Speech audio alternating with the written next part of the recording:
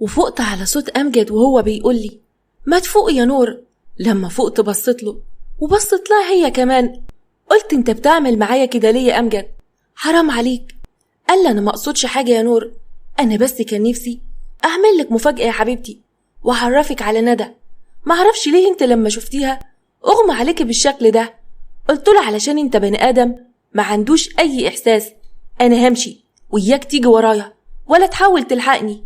ومشيت وانا متضايقة قوي وقعدت اقول لنفسي معقولة أمجد يكون قاصد يجرحني بالطريقة دي وجايبني هنا مخصوص علشان يعرفني على البنت اللي هو هيخطبها؟ أنا حقيقي ما كنتش قادرة أسيطر على نفسي. أمجد قعد يقول معلش يا ندى يا حبيبتي، هي نور كده لما بتشوف أي حاجة بتضايقها بيغمى عليها على طول، أصلها حساسة قوي. قالت له إيه بقى اللي زعلها أول ما شافتني بالشكل ده؟ هي بتحبك ولا إيه يا أمجد؟ قال لها لأ طبعا يا حبيبتي، نور دي زي أخت بالظبط، وهي كمان بتعتبرني زي أخوها. ولسه هيكمل كلامه مع ندى تليفونه رن برقم والده. قال له انت فين يا أمجد يا ابني؟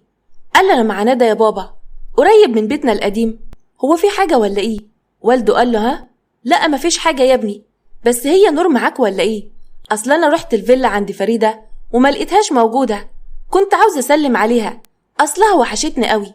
أمجد قال له هي فعلا كانت معايا بس اتضايقت ومشيت من شوية، هي دلوقتي تلاقيها على طريق البيت. والده قال له طيب يا ابني سلام انت بقى دلوقتي. وقفل مع أمجد التليفون وبص لشواية وقال لها نور بقت واحدة تانية خالص يا شواية، بقت زي القمر وكبرت قوي. أنا هروح معاكي علشان تنفذ الخطة، بس أنا هقف من بعيد علشان نور ما تشوفنيش، هي دلوقتي في طريقها للبيت. قالت له ياه، وأخيرا بعد السنين دي كلها هقدر أشوف نور من جديد؟ ده أنا عاوز أحرق قلب أبوها عليها، لازم أندمه على كل مرة ظلمني فيها وجه عليا، وعرفه إن الظالم هيجيله يوم. بس قولي بقى يا سالم بيه، هو أنت عاوز تنتقم من نور ليه؟ إيه السبب يعني؟ أنا عندي أسبابي، لكن بصراحة هموت وأعرف إيه السبب اللي بيخليك تعمل كده. قال لها بصراحة كده أنا شايف إن نور دي تربية شوارع، وأهلها زي ما أنت عارفة كده خدامين، بس مش ده اللي يهمني في الموضوع.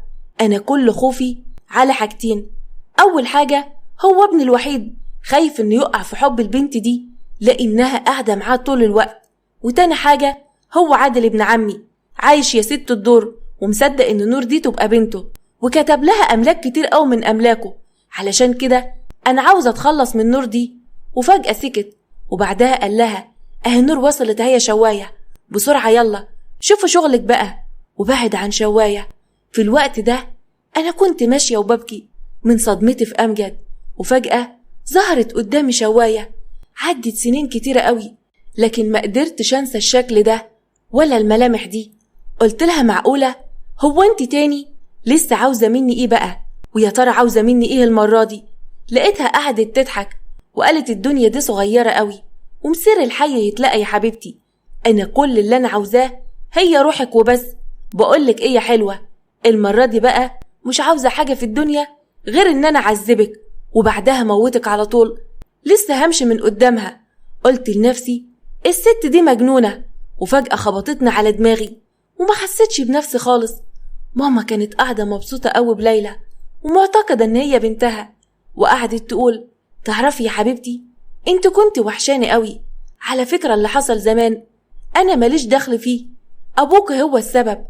انت صح شكلك اتغير كتير بس أنا قلبي حبك قوي، انت أكيد اتعرضت لحاجات كتيرة قوي وهي السبب إن شكلك يتغير بالشكل ده. ليلى قالت لها ولا يهمك يا ماما، أهم حاجة في الدنيا إن أنا معاك وفي حضنك.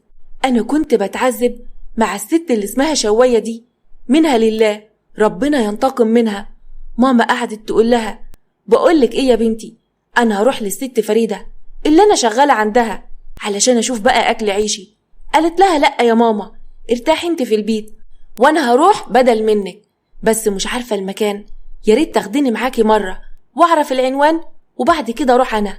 ماما قالت لها لا يا حبيبتي انا مش عاوزاكي ابدا تشتغلي في البيوت. قبل ماما ما تكمل كلامها ليلى قالت لها ما فيهاش اي حاجة يا حبيبتي، انا حابة ان انا اشتغل، نفسي اساعدك قوي، انا عاوزة اكون معاكي طول الوقت، بالله عليك يا ماما خلينا أساعدك وأكون جنبك طول الوقت، نفسي أوي إن أنا أشبع منك. ماما ضحكت وقالت لها ماشي يا بنتي، تعالي معايا، بالمرة بقى هتتعرفي على بنت المدام فريدة، تقريبا هي نفس سنك كده، بس بنت لطيفة قوي. ماما فريدة كانت قاعدة وقلقانة، وقاعدة تقول لنفسها يا ترى يا نور يا بنتي انت اتأخرت كده ليه، ويا ترى حصل معاكي ايه؟ وبعدين قالت لنفسها الحل الوحيد دلوقتي علشان اطمن على بنتي ان انا اتصل بأمجد واعرف منه ايه سبب تأخيرهم بالشكل ده. واتصلت على أمجد وقالت ايوه يا أمجد، انتوا فين دلوقتي؟ اتأخرتوا كده ليه؟ انا قلقانة جدا على نور. قال لها ايوه يا طنط فريدة، معقولة نور لسه مرجعتش البيت لغاية دلوقتي؟ انا موجود مع ندى وهي مشيت وسابتنا من زمان قوي. اتعصبت عليه وقالت انت ازاي تسيبها ترجع لوحدها؟ مش هي خرجت معاك من هنا من البيت؟ ازاي تسيبها يا أمجد؟ انت عارف ان هي ما تعرفش اي حاجة هنا. الله والله ما كان قصدي، ما كانش قصدي ابدا ان انا اسيبها، بس صدقيني نور هي اللي مرضتش تقعد معانا ومشيت، ما تحملتش ان هي تشوفني مع ندى. اتعصبت عليه وقالت حرام عليك، اقفل يا أمجد دلوقتي وانا بقى هحاول اتصل عليها. ماما فريدة قفلت مع أمجد وقعدت تقول لنفسها طول عمرك اناني زي ابوك يا أمجد، انت زي ابوك بالظبط، ما بتحسش باللي بيحبك. انا مش عارفة انت ليه قلبك قاسي بالشكل ده مع ان نور بتحبك. وقعدت تقول يا حبيبة قلبي يا نور، يا ترى بتعملي ايه دلوقتي؟ وقعدت ترن عليا، كانت الرنة بتوصل لكن ما كانش في رد، وبعدها تليفوني اتقفل خالص. قلقت اكتر وقعدت تقول لنفسها يا رب اعمل ايه دلوقتي؟ البنت ما بتردش عليا، منك لله يا أمجد، يا ترى بنت حبيبتي حصل لها ايه؟ يا ترى انت فين دلوقتي يا نور؟ يا رب بنت تبقى بخير يا رب، انا ما اقدرش ابدا ان يحصل لها اي حاجة وحشة. انا ما صدقت لقيتك يا نور. شوية ودخلت ماما عليها وكان معاها ليلى وكانت مبسوطة قوي، وقالت لماما فريدة ازيك يا مدام فريدة بنتي ياهي اللي انا حكيت لك عنها، سلمي على طنط فريدة يا ليلى. ماما فريدة استغربت قوي وقالت ليلى ازاي؟ مش هي نور ولا انا ايه مش فاكرة ولا ايه؟ ماما قالت لها روحي يا ليلى ادخلي المطبخ دلوقتي عشان تستلم الشغل بتاعك، انا بعد اذنك يا مدام فريدة هخلي ليلى تساعدني هنا في شغل البيت. ماما فريدة قالت لها عادي يا حبيبتي اتفضلي البيت بيتك. ومشيت ليلى.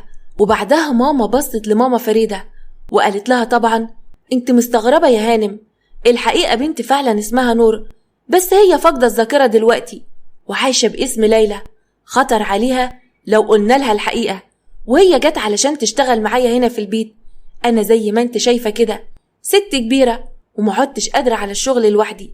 سكتت وبصت لماما فريدة اللي كانت واقفة وقلقانة قوي، وكان باين عليها التوتر وما كانتش مركزة معاها خالص ولا بتسمع كلامها. ماما بصت لماما فريدة وقالت لها هو حضرتك مالك يا هانم؟ انا بكلمك من بدري وحاسة ان انت متضايقة ومش واخدة بالك من كلامي، هو في حاجة مزعلاكي؟ ماما فريدة قالت لها معلش يا حبيبتي، انا بس قلقانة على بنتي لانها لغاية دلوقتي مرجعتش من بره، وهي خرجت من زمان قوي وما تعرفش اي حاجة هنا في مصر. ماما قالت لها ما تقلقيش يا مدام، بنتك هتكون بخير ان شاء الله. ماما قالت لها يا رب. بقولك ايه، يا ريت تخلي بنتك تروح تنظف اوضة نور، لانها لما ترجع من بره اكيد هتكون تعبانة وهتبقى عاوزة ترتاح.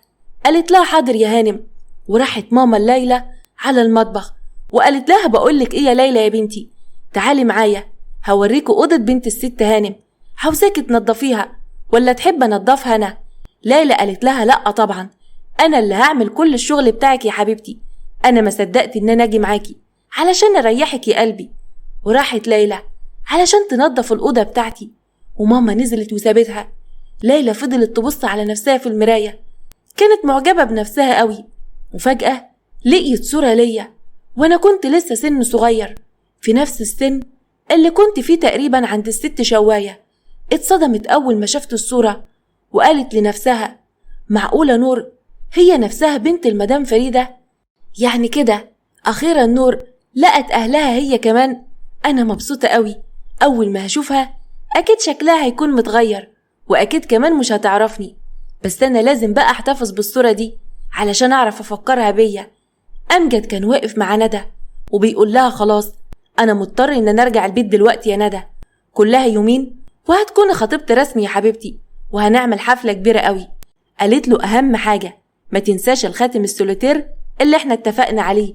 قال لها لأ طبعا، ازاي ينسى حاجة زي كده يا حبيبتي؟ ابتسمت وقالت ما تحرمش منك يا أمجد يا حبيبي.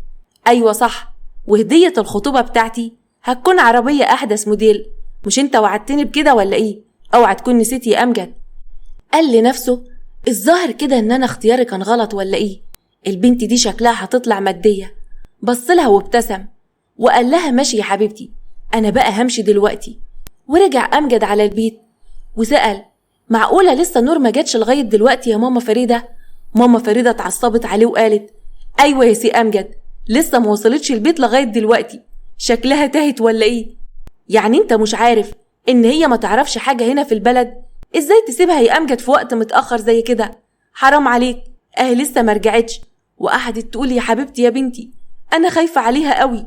وعدت الساعات، ماما فريدة كانت قاعدة بتبكي وكان معاها أمجد وماما وليلى. وشوية ورن التليفون بتاعها برقم بابا عادل. قال لها أيوة يا فريدة، لسه برضو البنت ما رجعتش؟ قالت له أيوة يا عادل، لسه لغاية دلوقتي ما رجعتش. أنا قلقانة على البنت قوي ومش عارفة أتصرف لوحدي وأعمل إيه. بقولك إيه يا عادل يا حبيبي، ما تكلم أي حد من معارفك يدور عليها ويشوف البنت فين. قال لها صحيح فكرتيني، أنا هرن على سالم يتصرف، ولو البنت اتأخرت أكتر من كده أنا مضطر إن أنا أبلغ الشرطة. قالت له ها الشرطة؟ طيب ماشي يا حبيبي، بس استنى كمان كام ساعة كده، ولو ما جاتش اعمل كده. وقفلت مع بابا عادل وقعدت تقول لنفسها حتى لو الشرطة عرفت إن نور لسه عايشة كده كده خلاص هي بريئة في نظر القانون، طالما اللي اسمه أحمد طليقها ده اعترف بالحقيقة وقال إن هو اللي قتل والده واتسجن كمان. هو أنا بقى هقلق ليه من موضوع الشرطة ده؟ وقعدت تقول يا رب يا نور ما تكونيش عملت في نفسك حاجة بسبب أمجد ده. في محل السمك بتاع شواية كان جرجيرة قاعد وعامل فيها معلم، وفجلة بيقول له الحق يلا شوف مين اللي بيرن عليا. قال له مين يا جلاب المصايب؟ ولما بص في التليفون لقى رقم الست شواية، قام من مكانه على طول وكان مفزوع. قال له يا نهار أبيض، ده رقم المعلمة شواية، هي خرجت من السجن تاني ولا ايه؟ ولا تكونش هربت المرة دي كمان؟